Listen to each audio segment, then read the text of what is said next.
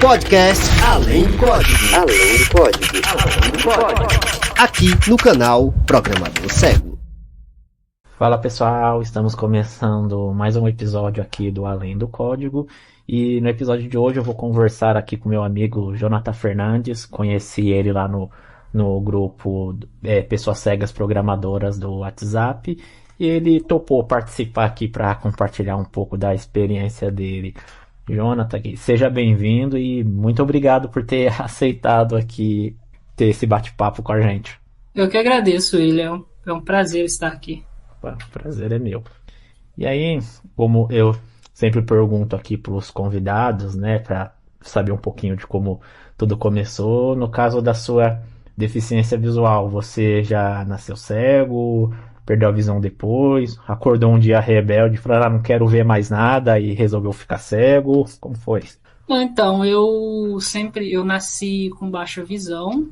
Eu tenho catarata congênita, síndrome corneana e descolamento do vítreo. Porém, era uma deficiência baixa visão mantida, não era uma degenerativa. Uhum. E aí foi se indo, 2017, mais ou menos, 17 a 18, eu tive uma conjuntivite que acabou agravando e se tornando uma deficiência degenerativa. Que aí, aos poucos, depois dessa conjuntivite, eu vinha perder o resto da visão. Uhum. Mas por ser baixa visão, você pôde estudar em escola regular, normal? Sim, sempre estudei em escola regular, até depois que eu perdi a visão também. Uhum. Finalizei o terceiro ano do ensino médio, final de provas assim, já sem enxergar nada. Uhum. Eu tenho a retinose pigmentar, antes de perder a visão eu era só baixa visão, né? Então também consegui estudar escola regular, sentado bem lá na frente e às vezes pedindo pro pessoal ditar para mim, mas consegui terminar a escola também. Eu já chegava a usar lupa na época. Uhum.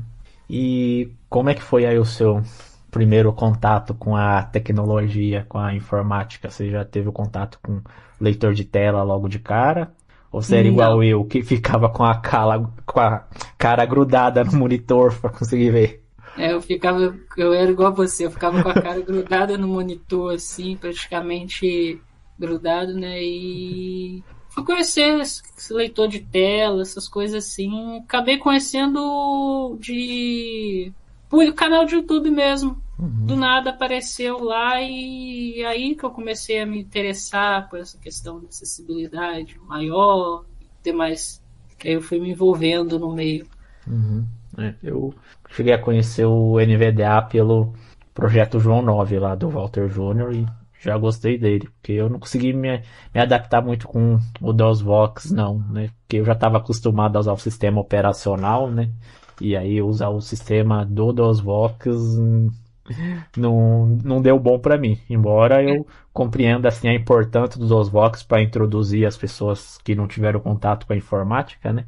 Mas no meu caso o DOSVox não funcionou muito. Sim, o DOSVox é como água e pedra, não bate bem.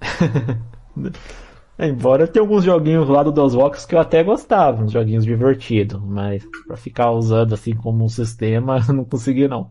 Também não. E você tem ensino superior também? Ou só faz curso técnico? Não, eu tenho cursos técnicos, né? Cursos técnicos, certificações, mas ensino superior ainda não cheguei a fazer, não. Você fez EAD? Sim, eu fiz EAD. Eu tenho cursos técnicos EAD, Senai, tanto do Senai quanto há um tempo atrás o governo estava com um projeto aí com a empresa Brasil Mais TI, com cursos técnicos ali profissionalizantes na área de programação e outras áreas afins. Uhum. E como foi sua experiência? A plataforma em si era acessível, as atividades também? Ou você pegou muitos exercícios do tipo, de acordo com a imagem abaixo, escolha a alternativa? Então, graças a Deus, esses cursos que eu fiz não tinha imagem, era mais era conteúdo só textual mesmo. Uhum. Que inveja. Agora a gente sabe que muitos cursos aí, tanto em vídeo quanto em graduação, né, faculdade, tem muito disso. Ao analisar a imagem abaixo e tudo mais. Não, o que me deixa com raiva é, tipo, em cursos como o meu, né, análise e desenvolvimento de sistema, onde o código é todo textual, você vai digitar o código na hora de programar, mas no exercício é uma imagem, tipo, quem elaborou lá só tirou um print, acho que do VS Code, alguma coisa assim, em vez de colocar o código em texto lá. Muitas vezes é print, às vezes acabam muitos também tirando dos livros tradicionais, né, digitalizando os livros tradicionais ali, sem deixar em formato, vamos dizer, PDF textual ali para o leitor de tela. Sim. Ainda bem que agora a gente já tem aí um Bibaiais para facilitar a nossa vida. A Verdade. descrição dele lá, nossa, ela é muito boa, tem ajudado bastante. Sim. Tanto no celular quanto no Windows. E em questão de programação, assim, você sempre foi autodidata para aprender ou chegou a cursar alguma coisa? Então, eu cheguei assim a cursar básico, esses cursos básicos assim de que você acha no YouTube, que você acha em alguns sites assim, mas isso mais o básico mesmo. Aí depois eu fui por conta própria estudando documentação. Eu já sou uma pessoa que para curso assim, eu não me dou bem com o curso, sou mais de ler mesmo a documentação. Legal. Mas vou te falar, assim, tem documentações que eu já tentei aprender linguagens por documentação, mas a ideia que eu tenho assim das documentações que parece que elas são feitas para quem já entende a linguagem e não para quem quer aprender do zero, né? Então, às vezes eu tento ver alguns vídeos no YouTube, alguma coisa assim, só uma introdução à linguagem para pegar a base. Aí depois que eu entendo, aí sim eu consigo navegar de boa na documentação, mas são raros assim os que eu peguei que dá pra ser uma pessoa assim toda zerada aprender pela documentação, né? Um exemplo é o PHP. A documentação do PHP é linda, mano.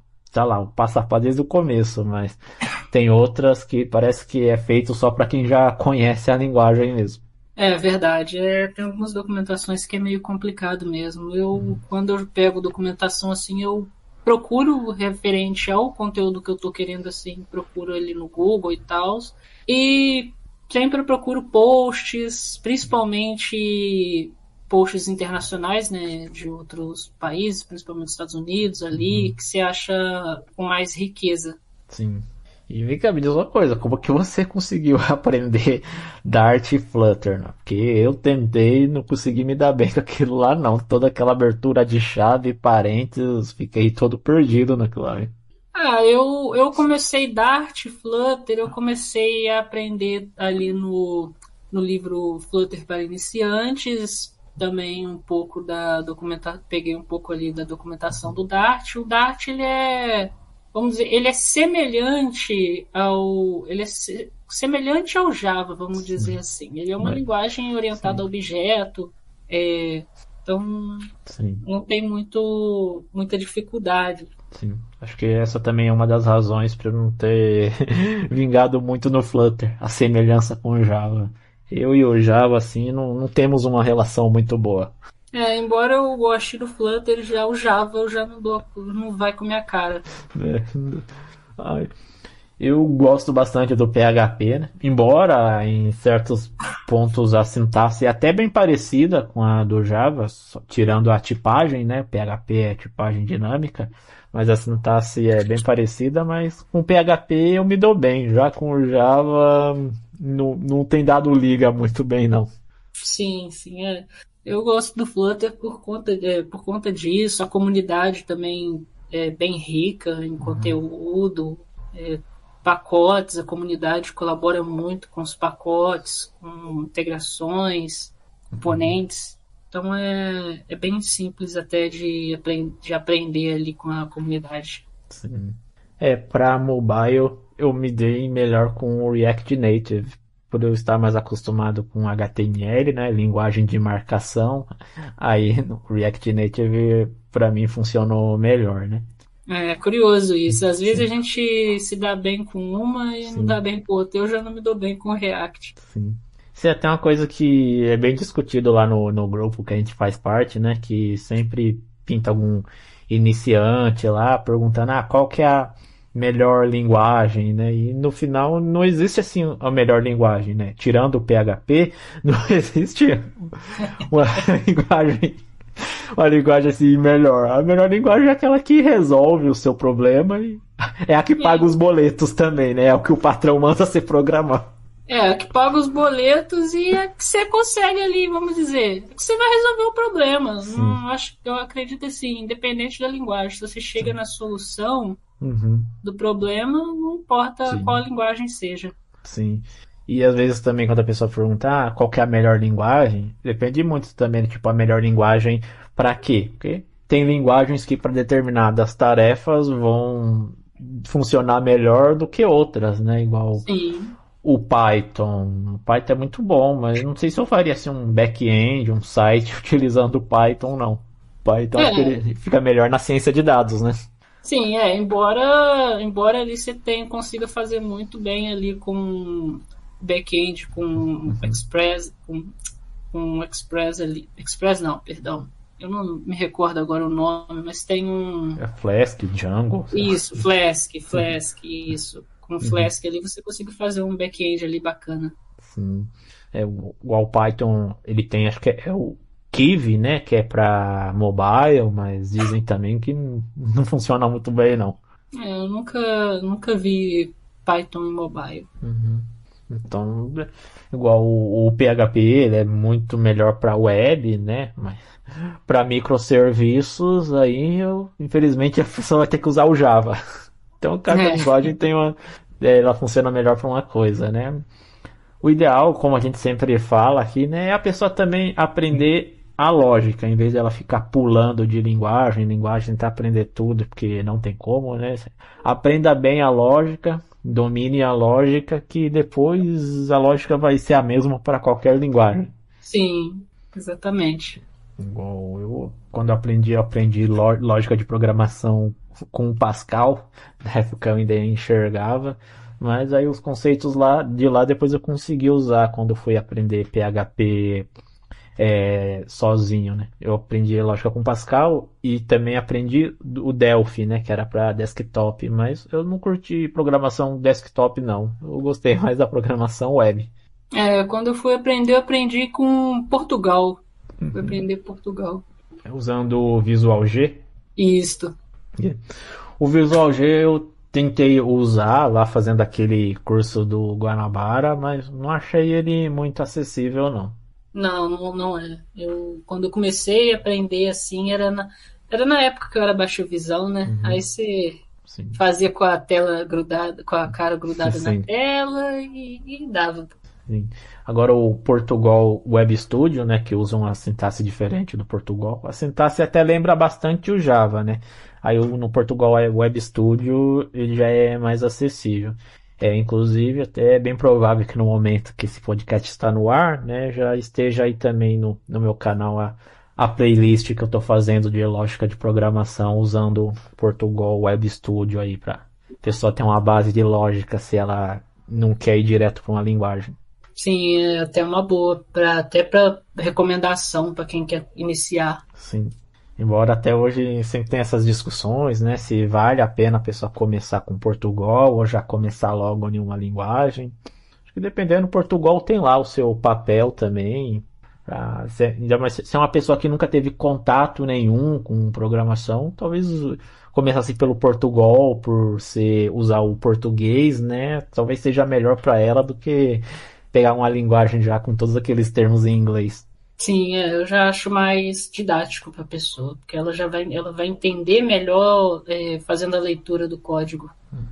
E você que é uma pessoa assim, que eu vejo que gosta bastante do Flutter, você já tem aplicativos publicados já para a gente poder baixar? Eu tenho um projeto, né, um projeto que eu fiz que descreve imagem, né? Ele usa a própria API do Be My Eyes, onde eu fiz ele em Flutter para Windows. Por enquanto, para Android eu não publiquei ainda na Play Store, porque a Play Store ultimamente está com requisitos bem complicados, vamos dizer, né? Sim. Então, depois aí, só estando tudo certo, você manda o link que eu deixo aí na descrição, galera, que quiser baixar depois. Beleza.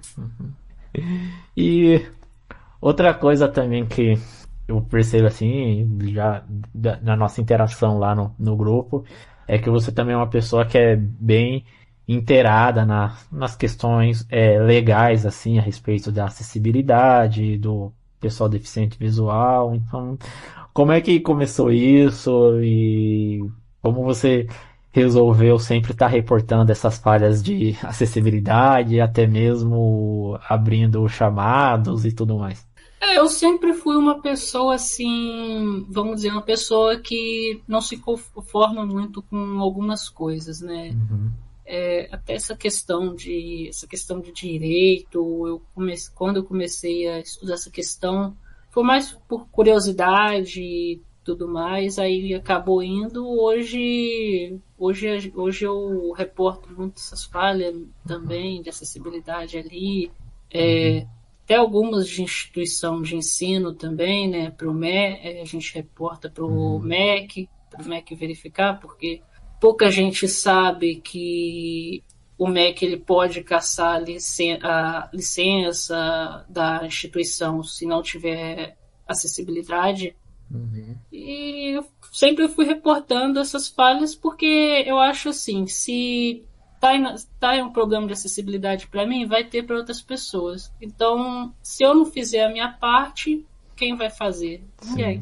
Até lembro, né, que acompanhei aquela sua saga lá com um banco digital, né? Não vou aqui citar o nome e tal, mas que talvez quem passou por isso saiba do que eu tô me referindo lá, que ele tava toda hora bloqueando a conta de que por causa do leitor de tela, né? Sim, sim. É uma coisa bastante absurda, se dizer, né? E aí você até chegou a gravar, né, sua ligação pra lá. Eu acho que a mulher, quando percebeu que você era entendido, ela acabou desligando, né? Ou a ligação caiu, né? Coisas assim acontecem. Mas essas coisas acontecem, né? Essas coisas acontecem quando percebem que você, muitas vezes, você tem um conhecimento ali, acabam desligando ou acabam passando ali para o supervisor, né? Para alguém hierarquicamente que tenha decisão de resolução do caso. E o bom é que depois acabou resolvendo o problema, né? E hoje, pelo menos, esse tipo de problema você não teve mais com esse banco, né? Não bloqueou mais a sua conta. Não tive. Depois disso teve na recente atualização desse banco, né? Mas foi um problema que não impacta os usuários, era um problema simples até, uma semântica que esqueceram de colocar no campo de senha para criar uma nova senha de recuperação. Aí esqueceram de colocar até, se eu não me engano, eles já corrigiram, já lançaram uma atualização com correção. Sim, mas é importante, né, a gente continuar nessa luta, na conscientização. Tem gente que acha que talvez não vale a pena, que nunca vai mudar, eles não ligam muito pra gente, não ligam pra acessibilidade, mas é importante continuar de pouco em pouco, ainda que não seja a gente a colher os frutos, mas pelo menos as próximas gerações podem contar aí com a acessibilidade melhor. Sim, com certeza. É como diz, né? Se não são poucos para lutar, se alguns lutam, muda um pouco, pode ser que mude. Agora, se ninguém lutar, não vai mudar, né? É a mesma coisa que aconteceu na época de todos os nossos direitos. Os nossos direitos, os direitos da pessoa com deficiência não foram adquiridos assim, do nada, porque um governo, porque uma Câmara, um Senado decidiu que vamos garantir os direitos das pessoas com deficiência. Houve uma luta em cima disso. Então, sem a luta, não teríamos todos os direitos que a gente tem hoje. Pois é. Hoje a gente está aí colhendo os frutos daqueles que lutaram lá atrás e futuramente vão ter os que vão colher a luta do que a gente está lutando hoje. Sim, exatamente. Então vale a pena, assim, continuar lutando. Até no o episódio recente que aconteceu lá com um amigo nosso, tudo, dá pra não citar o nome da empresa, tudo, que teve lá com o bootcamp, e a gente lá fez barulho e acabou dando certo lá pra ele. Se ele tivesse desistido, hoje não ia estar trabalhando lá. Exatamente. É isso que acontece. Se a gente não lutar, não vai conseguir nada, vai ficar estagnado. Sim. E atualmente você trabalha?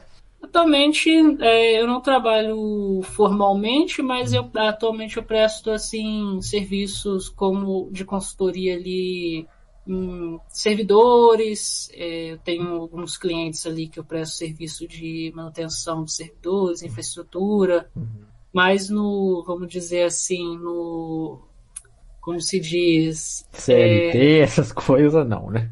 não, CLT não, nada formal, vamos dizer assim. É legal, né? Trabalhar como freela dá certo também, se você já tem todos aqueles clientes garantidos. É isso, eu trabalho mais como freela, né? Uhum. Presto serviço mais como freela. Aí, até falando também, para você que aí que se interessa, quer ter aí, às vezes criar aí o seu próprio painel de hospedagem, o Jonathan tem um curso lá de configuração no painel K-Help, lá na Acessibilidade em Foco, vou deixar o link aí na descrição do vídeo, se quiser adquirir. Às vezes quer ter uma renda extra, você trabalha aí desenvolvendo sites, e o seu cliente ele vai ter que hospedar em algum lugar, você pode configurar um painel aí para ele hospedar com você mesmo e ele vai te fazendo um pagamento recorrente. Exatamente, você já vai ter um ganho ali da criação do desenvolvimento e vai ter um ganho recorrente da hospedagem desse cliente seu. Ou seja, ali você não vai precisar depender de terceiros para dar manutenção. Se, vamos supor, caiu, deu um problema no painel de terceiros. Você não vai depender de terceiros até resolverem o problema. Você mesmo já vai lá, soluciona o problema do seu cliente, você já tem um controle maior sobre a infraestrutura do site do seu cliente. Sim. Então eu vou deixar o link aí na descrição. Vai lá, vale a pena. Tá com preço bem acessível. O conteúdo também é acessível, usa leitor de tela, tem a parte textual lá, então dá uma conferida. E você também tem 7 dias aí para pedir o reembolso caso não goste. E cara, com certeza aí você deve ter passado muita coisa aí por causa da deficiência e a falta de acessibilidade. E compartilha aí quais foram alguns absurdos que já aconteceram com você aí nessa sua jornada. Alguma coisa que talvez alguém tenha falado por falta de conhecimento, ou aqueles estereótipos que tem da gente, né, que é cego. Cara, absurdo.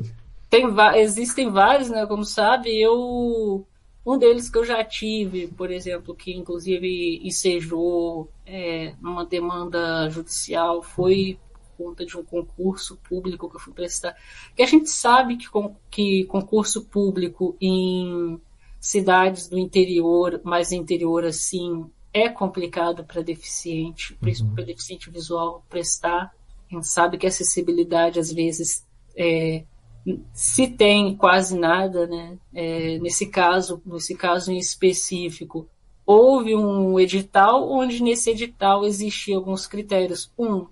Você só tinha suporte a ledor e transcritor. Porém, se você lesse o edital, estava dizendo que não é responsável por erros do transcritor. Ou seja, se o transcritor errar alguma coisa no seu cartão de resposta, a responsabilidade é sua. E fora que você não poderia solicitar para fazer a prova, vamos dizer, utilizando o computador, né, o leitor de tela, que eles simplesmente recusaram pela alegação de custo, onde a gente sabe que não tem um custo, né, porque NVDA é open source, é gratuito, então não tem um custo em si. Aí acabou que, para a conclusão disso, eu tive que entrar em contato diretamente com a proprietária da empresa que ganhou essa licitação, da bancada pro concurso para ver, aí acabou que mesmo assim não resolveu, eu tive que entrar com mandato de segurança para que seja garantido, para ter sido garantido isso. E aí sim foi garantido, né? Fiz concurso público, só que depois, por alguns motivos, eu decidi não efetivar ali, por conta de motivos pessoais até, e algumas discordâncias que a gente sabe que às vezes a gente tem trabalhando em setor público. Muitas vezes a gente vê coisas que a gente não pode falar, e eu não sou assim, eu não sou uma pessoa desse tipo. Eu sou uma pessoa que, se eu ver, eu falo, então eu preferi não dar prosseguimento. Sim. Eu sou assim também. Se eu ver alguma coisa, eu falo. Mas como eu não vejo, eu não falo nada. É, Aí eu nunca falo. Você já passou por aquelas coisas do tipo também? A pessoa, em vez de falar com você, se dirigir à pessoa que tá do seu lado? Ou aquela coisa de coloca o cego sentado aqui afastado pra ele não se machucar? já passei sim, já passei. Eu até hoje em dia eu já tomo uma abordagem mais diferente sobre isso. Antigamente eu ficava calado, mas hoje em dia eu já, por exemplo, se eu saio com uma pessoa e, vamos dizer, eu vou num restaurante ou numa padaria e perguntar o que ele quer, eu já viro e falo, ele tá bem aqui, você pode perguntar diretamente, né? Aí a pessoa acaba pedindo desculpa e tudo mais. Não, eles acham que além de não enxergar, a gente não fala também, né? Ou que a gente tem algum problema cognitivo. Tem algum problema também para ficar em pé, né? Que não pode ver um cego em pé que fala para sentar. Senta aqui. Aí talvez entre aquela questão de ou deixa o cego sentado, né, pra ele não se machucar, ou até um isolamento social, né? Deixa o cego sentado aí pra gente poder ir pra lá, ficar em paz, pra ele não atrapalhar. Sim. Hoje eu não julgo muito essas pessoas, porque a gente percebe que em alguns casos, assim, vamos dizer, até alguns preconceitos que acontecem, a gente sabe que nem sempre é por querer dessas pessoas, e sim por uma questão de desconhecimento, né? A sociedade carece muito de uma conscientização, né?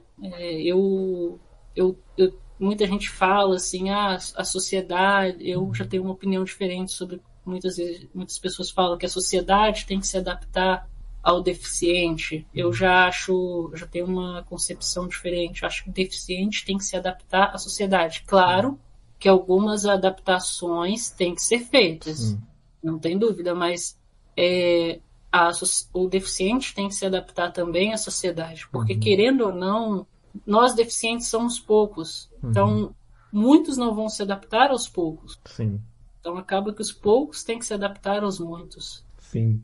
E até uma coisa também que a gente sempre fala lá no grupo também, cabe a nós, os deficientes, seja visual ou de qualquer outra área, né? A gente tá falando mais do visual por ser a nossa vivência, mas cabe a gente também conscientizar os outros, ensinar como às vezes as pessoas agem desse jeito que num primeiro momento pode machucar a gente, mas na maioria das vezes eles fazem isso por falta de conhecimento. Então, se a gente ensinar para eles, que muitas vezes a falha de acessibilidade e outras falhas, por eles não saberem o que precisa ser feito, e a gente também não ensina para eles o que precisa ser feito. A gente só quer que eles façam e pronto. Então, a gente precisa se comunicar mais também.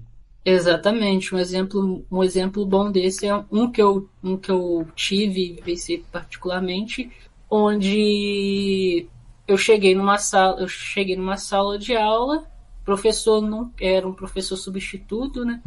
E o professor virou para mim ali, chegou dentro de sala de aula, ele nem sabia que tinha um deficiente em sala de aula, ele virou para mim, e aí, como é que nós faz? Porque acaba que o professor, o professor não tem um conhecimento ali. E aí um caso que acontece, já acontece com alguns, tem alguns deficientes que vai virar e falar, se vira. Sim. Se vira, você tem que fazer de tal jeito. E não é assim, cabe você ir lá e conversar com ele e vocês entrarem em um acordo ali para ambos conseguirem progredir. Sim.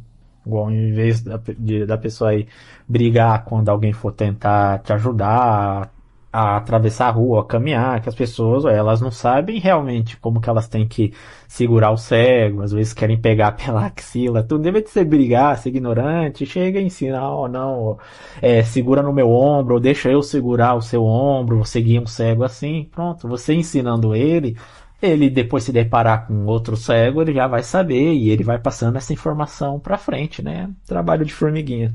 Exatamente, aí é uma coisa que eu falo.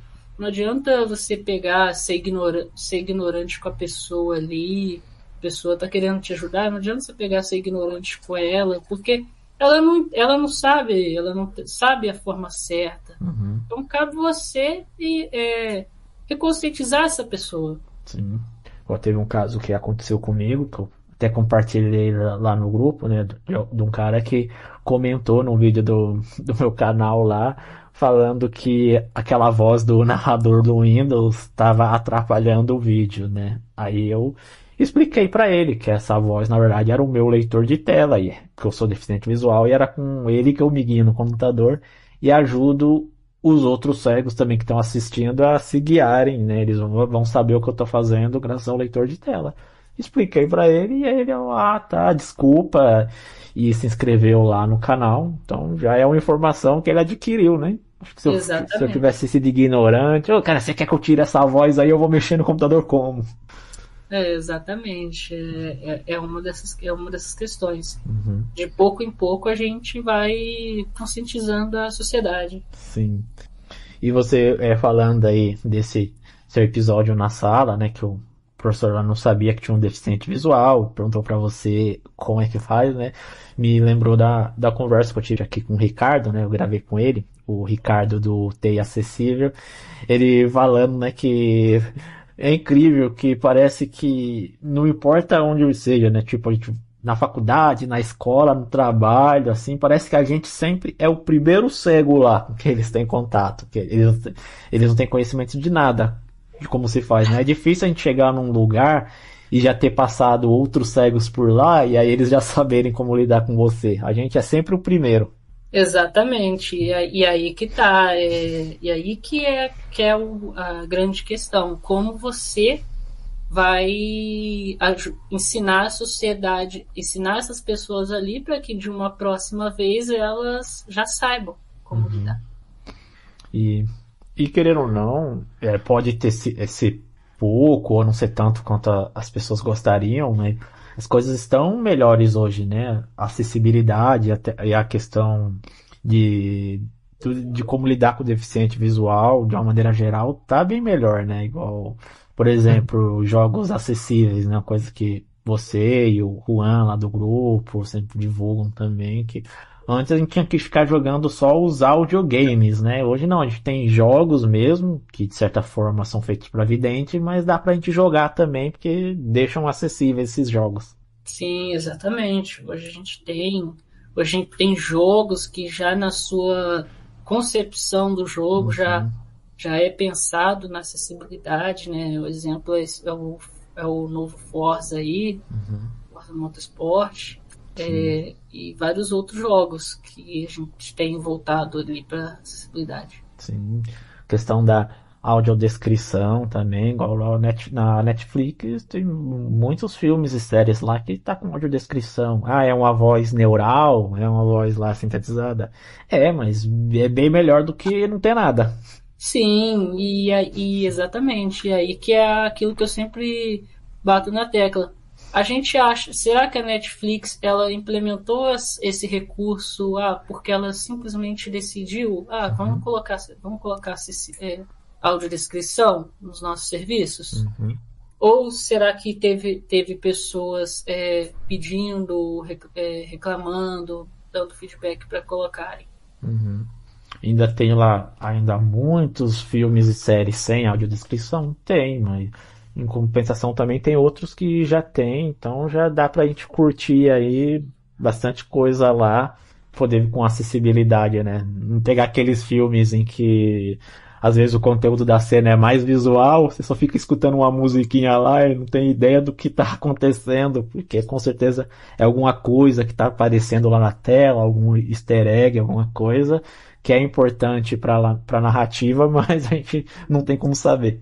Sim, hoje em dia, graças a Deus, muito mais séries estão vindo com audiodescrição, né? Séries antigas estão sendo refeitas. Não como a gente gostaria, não, mas já é um progresso enorme. A quantidade de séries, de filmes, tem audiodescrição hoje nos serviços de streaming, né? Em geral. E não só no streaming, né? Hoje já tem aplicativos que você pode ir no cinema e você consegue sincronizar o filme com o aplicativo no seu celular e vai escutando lá a audiodescrição. No caso, só você escuta, né? E para os outros eles vão ver na tela e você fica com o fone lá, você consegue sincronizar. Achei bem legal esse recurso também. Sim, exatamente. É muito interessante. Eu já experimentei esse recurso, achei muito bacana. Tem um pouco a melhorar, tem, mas é um grande avanço que a gente tem, né? Na área de acessibilidade. Sim. Porque assim não precisa, não, criar uma sala com um filme com audiodescrição. Não, a gente pode ir aí com o vidente, pode ir aí com namorada, namorado, irmão, irmã, enfim, vai todo mundo para a mesma sala e o cego fica com o celular dele lá, com o fone, e ele vai escutando a audiodescrição e não atrapalha os outros. Exatamente. Isso é bem legal. E, cara, para caminhar aqui pro nosso final, uma pergunta que eu sempre faço: o que você gosta de fazer aí para relaxar quando você não tá programando, desenvolvendo, quando não tá hackeando o computador de alguém? O que você faz quando não quer ver uma linha de código? Quando eu não quero ver uma linha de código, eu sou uma pessoa de estudar, assim, até sem ser programação, mas estudar até novas tecnologias. No tempo livre eu fico estudando novas tecnologias, mais na área de Linux, até.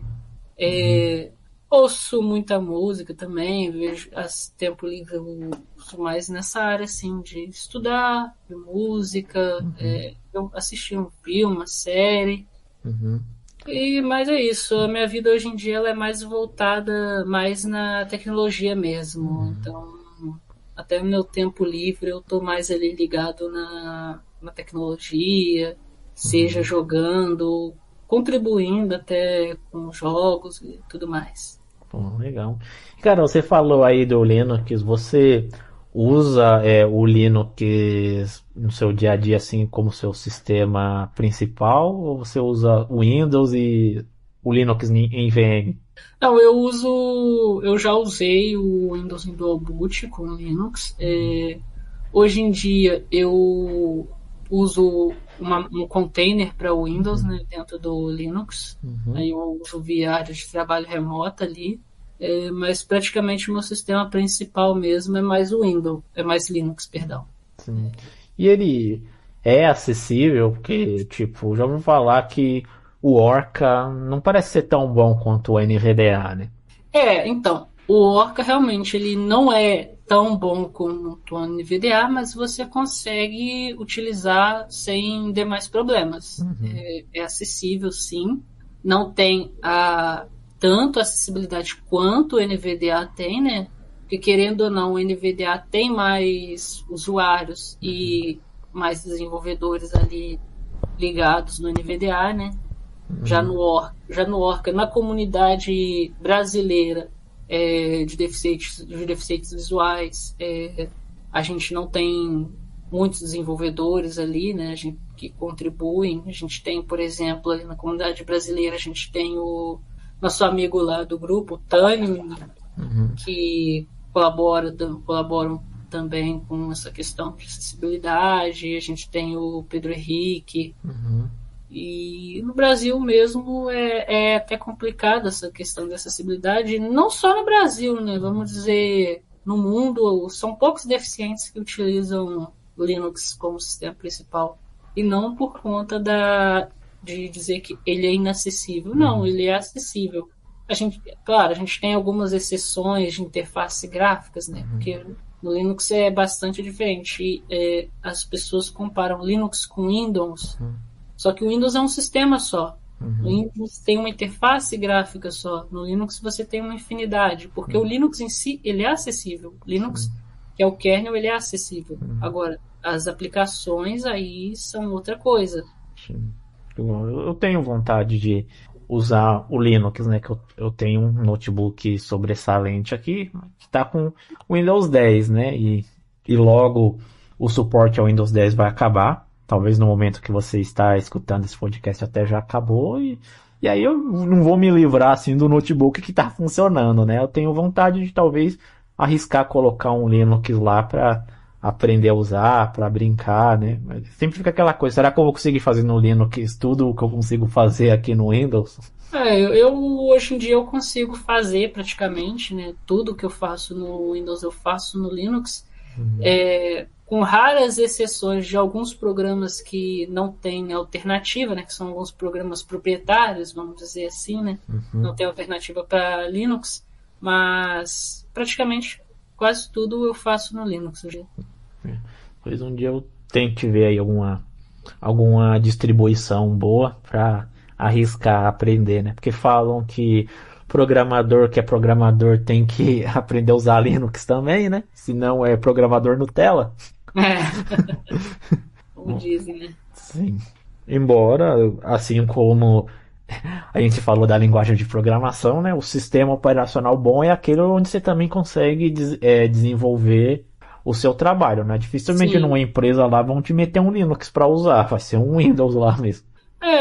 Varia muito. Tem empresas que acabam que usam, algumas empresas, vamos dizer assim, algumas empresas mais focadas em segurança, elas acabam utilizando Linux. Hoje no Brasil a gente não vê tantas empresas usando Linux, porque querendo ou não, as empresas no Brasil elas não são tão focadas nessa questão de segurança quanto empresas internacionais, né? Porque hoje no Brasil, nessa área de segurança, as empresas procuram prestar mais atenção depois que acaba acontecendo alguma vulnerabilidade de segurança, mas mundo corporativo internacional se utiliza muito Linux e, querendo ou não, a gente usa Linux na vida, a gente usa Linux e nem sabe, né? Sim. Que se a gente parar para pensar também, questão lucrativa, que é o que mais importa para a empresa, seria muito mais vantajoso para as empresas usarem o Linux por ser open source, né? E não precisar pagar uma licença para o Windows. Sim, elas acabam não usando muito por uma questão simples, que é a questão de cultura, né? Sim. Você já começa a ser introduzido na informática com Windows, então você vai aprender o Windows ali, vai ficar a vida inteira com Windows e vai achar Linux difícil, vai achar Linux complicado, e isso é relativo, né? Uma pessoa que começar a vida inteira com Linux vai achar o Windows complicado. Sim. Então é muito relativo. Então, uma pessoa que já começou no Mac também vai achar o Windows complicado.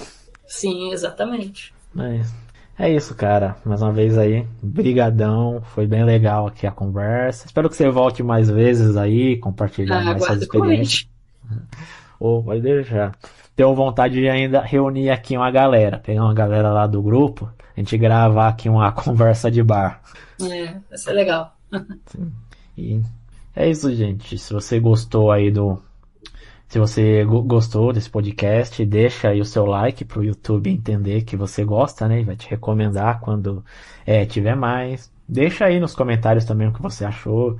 Vou deixar aí na descrição também o LinkedIn do Jonathan, se ele tiver e quiser compartilhar. Eu deixo aí, se você quiser seguir ele lá também, ver os projetos que ele posta, seguir ele lá no LinkedIn. Vamos dar essa força aí. E compartilhe esse podcast aí com aquele amigo seu que você acha que vai gostar do conteúdo. Vamos fazer esse conteúdo engajar aí, chegar a mais gente, né? Porque parece que esse tipo de conteúdo o algoritmo não é muito ao nosso favor, né? E se você é novo aqui, seja bem-vindo. Se inscreva para você não perder quando tiver vídeo novo e confira os outros conteúdos que eu tenho postado aqui, né? Tenho vídeos de programação. Como eu falei, provavelmente nesse momento já a minha playlist de lógica de programação com Portugal já está aí já tá no ar. Dá uma conferida lá, se você tem vontade de aprender programação e não quer começar por uma linguagem, pode ser uma boa oportunidade para você aprender alguns conceitos. E nos vemos no próximo vídeo. Até mais, pessoal!